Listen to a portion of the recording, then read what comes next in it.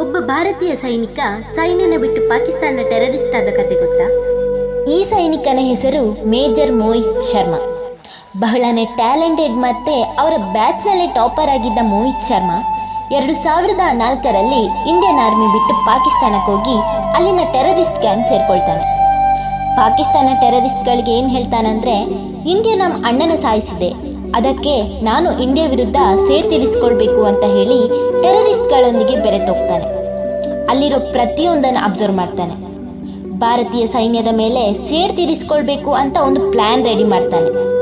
ಅದಕ್ಕೆ ಪಾಕಿಸ್ತಾನದವರು ತುಂಬಾ ಹೆಲ್ಪ್ ಮಾಡ್ತಾರೆ. ಆದರೆ ಆ ಪ್ಲ್ಯಾನ್ ಸರಿಯಾಗಿ ಉಲ್ಟಾ ಹೊಡೆದು ಪಾಕಿಸ್ತಾನದ ಒಂದು ಪ್ಲೇಸ್ ಮನೆಯಲ್ಲಿ ಬಾಂಬ್ ಬ್ಲಾಸ್ಟ್ ಆಗಿಬಿಡುತ್ತೆ. ಆ ಬಾಂಬ್ ಬ್ಲಾಸ್ಟ್ ಆದ ಕೂಡಲೇ ಮೋಹಿತ್ ಶರ್ಮಾ ಅಲ್ಲಿಂದ ಭಾರತಕ್ಕೆ ಬಂದ್ಬಿಡ್ತಾನೆ. ಟ್ವಿಸ್ಟ್ ಏನಂದರೆ, ಅಲ್ಲಿ ಬ್ಲಾಸ್ಟ್ ಆದ ಮನೆ ಪಾಕಿಸ್ತಾನ ಟೆರರಿಸ್ಟ್ಗಳಿದ್ದ ಮನೆ. ಮತ್ತೆ ಮೋಹಿತ್ ಶರ್ಮಾ ಹೋಗಿದ್ದೇ ಅವರನ್ನ ಮುಗಿಸೋಕೆ. ಇನ್ನೊಂದು ಮುಖ್ಯವಾದ ವಿಷಯ ಅಂದರೆ, ಮೇಜರ್ ಮೋಹಿತ್ ಶರ್ಮನ ಜೊತೆ ಇದ್ದ ಟೆರರಿಸ್ಟ್ಗಳು ಭಾರತಕ್ಕೆ ಬೇಕಾದ ಮೋಸ್ಟ್ ವಾಂಟೆಡ್ ಟೆರರಿಸ್ಟ್ಗಳು. ಈ ವಿಚಾರ ಆಮೇಲೆ ಎಲ್ಲರಿಗೂ ಗೊತ್ತಾಗುತ್ತೆ. ಮೇಜರ್ ಮೋಹಿತ್ ಶರ್ಮಾ ಮಾಡಿದ ಬ್ಲಾಸ್ಟ್ನಲ್ಲಿ ಎಲ್ಲ ಉಗ್ರರು ಸತ್ತಿರ್ತಾರೆ. ಆಮೇಲೆ ಪಾಕಿಸ್ತಾನಕ್ಕೆ ಅರ್ಥ ಆಗುತ್ತೆ ಇದೆಲ್ಲ ಒಂದು ಪ್ಲ್ಯಾನ್ ಅಂತ.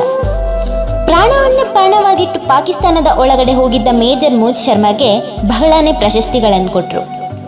ಈ ಮಾಹಿತಿ ನಿಮಗೆ ಇಷ್ಟ ಆಗಿದ್ರೆ ಜೈ ಹಿಂದ್ ಅಂತ ಕಮೆಂಟ್ ಮಾಡಿ. ನೆಕ್ಸ್ಟ್ ವಿಡಿಯೋಗಾಗಿ Stuti Swara YouTube channel subscribe ಮಾಡಿ. Thank you.